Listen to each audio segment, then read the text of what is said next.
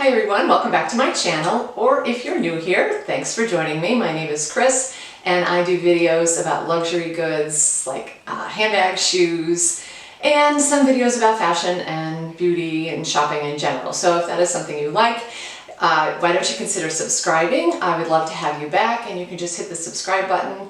And if you're interested in being notified when I upload a new video, which is about once a week, definitely hit the bell for the notification. Okay.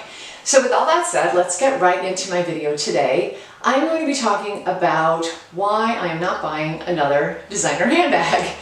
And if you know anything about luxury YouTubers, and you might because you're watching, you probably know that there are lots and lots of unboxing videos out there, and your luxury YouTubers are usually revealing things or unboxing things or showing the new bags that they have or the new SLGs that they have, and I love all of that. However, I have not bought a new handbag in about 6 months or so. The last handbag I bought was in March, and so here we are in September 2019, and this year I have bought exactly one handbag. So what is keeping me back? Well, there's a lot of reasons for that, and I'm going to explain it in this video. The first reason is that the trends are starting to turn a little bit. Over the past 5 years, I've seen bags getting smaller and smaller, and everywhere you look, you know, they have the BB size, the nano size, the micro size, they have the wallets on chain, and these are all beautiful looks and great bags that are really trendy, but the real fact of it is that they don't work for me or for my lifestyle. I can't use a bag that small on a regular basis. It's not going to be an everyday carry for me. And because of that, I've been hesitating because I don't know if I want to spend a lot of money on a tiny bag that is going to sit on my shelf for the most part. I mean, this right here is the tiniest bag that I own, and there's really not much that can fit in here. I use this when I go to concerts, and usually I just put in my credit card, my ID, my phone, and that's pretty much it. And that's really all that fits in here. But in reality, if I want to get through the day, I need my wallet. I use a compact wallet, but even so, it's still going to take up some space. And then of course I have my cell phone, and I can't go anywhere without my cell phone, so that's going to take up some space. And then I have my key holder, and even though this is a nice little compact size, this takes up some space as well. And then in addition to these things, I will also have my sunglasses. My eyes are kind of sensitive. I always have to have sunglasses. And I desperately need my reading glasses. If I don't have my reading glasses, there's no point in going out because I'm not going to be able to read anything. So those 5 things are pretty standard, have to have them. Plus, I'd like to have a lipstick and a compact. And so when you put all that together, it's just not going to fit in a little bag of this size. And a wallet on chain is not going to cut it for me because of that.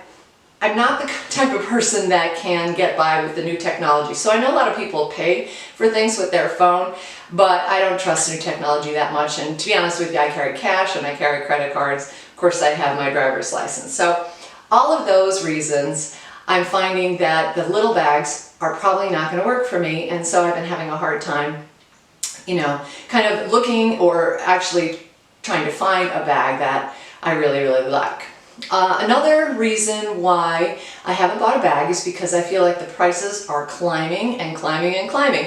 And any Chanel fan knows this because they're constantly having those price increases every couple of months. And if you're saving for a bag and your bag keeps getting pricier and pricier and pricier, you feel like you're getting farther away from your goal instead of closer.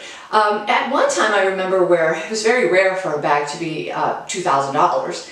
Even like in the last 3 or 4 years, I feel like the price of bags has really exploded.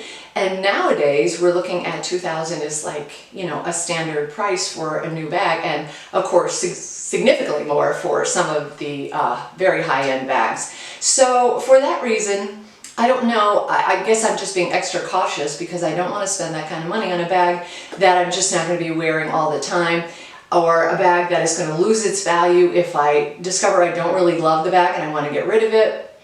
You know, the resale price might not be there, and these are all factors to consider when you are buying a bag just in general, but that is one of the reasons that has been stopping me from buying a new bag. And the third reason is that I don't live anywhere near a luxury goods store. So I've got a 2-hour drive in one direction to the Philadelphia area, a 2-hour drive towards New York City. So I don't have a lot of exposure to, the hands-on, walking through the store, seeing the bag, trying it on, putting my items in it, seeing how it works for me. And because of that, I do a lot of shopping online. And when you shop online, it's very, very easy to just click off the page and forget about the bag. So it's much harder, I think, to resist a bag when you are looking at it, when you really fall in love with it.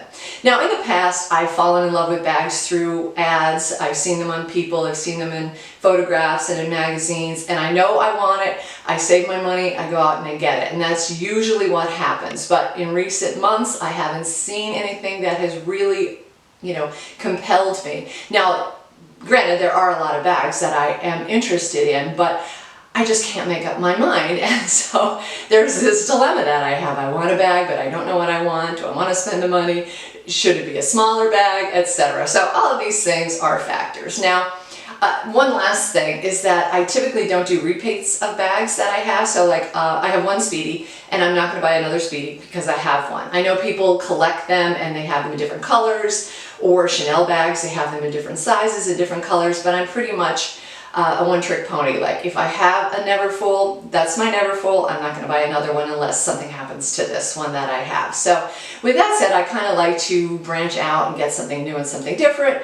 And all of these factors are stopping me from buying something brand new in recent years. So let me tell you about the bags that I do have my eye on, and then maybe you guys out there, if you have experience with them, and you can tell me the pros and cons or give me some recommendations, I would love that. That would be great. So I'm going to start off with Louis Vuitton because that's usually my go-to company. It's usually my favorite, and I have been eyeing the Neo Noe for a very long time. Now, if you've seen any of my videos, you probably know I love my bucket bags. I have 3 of them already, and Neo Noe is just another one, and I think it's beautiful. I really adore it.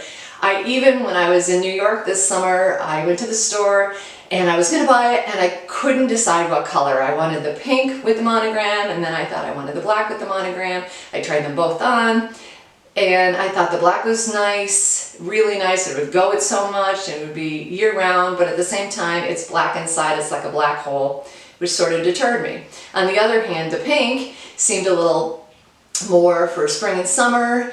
It might go with less or fewer items in my closet, but at the same time it had a pink interior, and I thought, well, that'll be really nice because I'll be able to look inside and see, but it'll get dirtier faster. So I just don't know which one I want. And then do I really want another bucket bag anyway? Maybe I should sell one that I have before I get yet another bucket bag. But honestly, they're one of my favorite style of bags. So that one's high on my list, but I can't decide. Another bag that has sort of made my top 4 or 5 wish list is the Valentino spike bag. And I love Valentino shoes. I love the look of the Valentino spike bag, but I'm worried. I feel like it's kind of going to be one of those that's going to trend out in a few years. And do I really want to spend that kind of money and then have this bag that's going to look very, very dated in the future? I don't want to do that. Also, I'm a little concerned with the comfort factor of it, because if you're wearing it crossbody, it's going to bump on your leg, and are those spikes going to be uncomfortable, and all kinds of factors. Plus, it's very loud and out there, and I don't know if it's going to work with every outfit that I have or every situation. So the more wear I can get out of a bag, the better. Consequently, I'm just not sure about the Valentino spike bag, but if you have it and you can recommend it, then definitely let me know in the comments. My third bag that I've been thinking about is the, what is it? Oh, I remember now. It is the YSL college bag, and I love it because it's puffy and it's pretty and, you know, really sleek and elegant, but it is a flat bag, and I already have a Chanel jumbo flat bag in black, and do I really think that if I use that one or bought that one that I would get enough use out of it? After all, if I have the 2 of them, why wouldn't I just carry the Chanel? So those are the kind of factors that are in play when I'm thinking about that bag. It's a little bit, I hate to say dull, but it's very understated, and I'm just not sure if I'm in love with it enough to buy it. So that's one that's kind of on the back burner right now. But again, if you're someone who has that bag and you really like it, tell me why, and let me know your experience with wear and tear.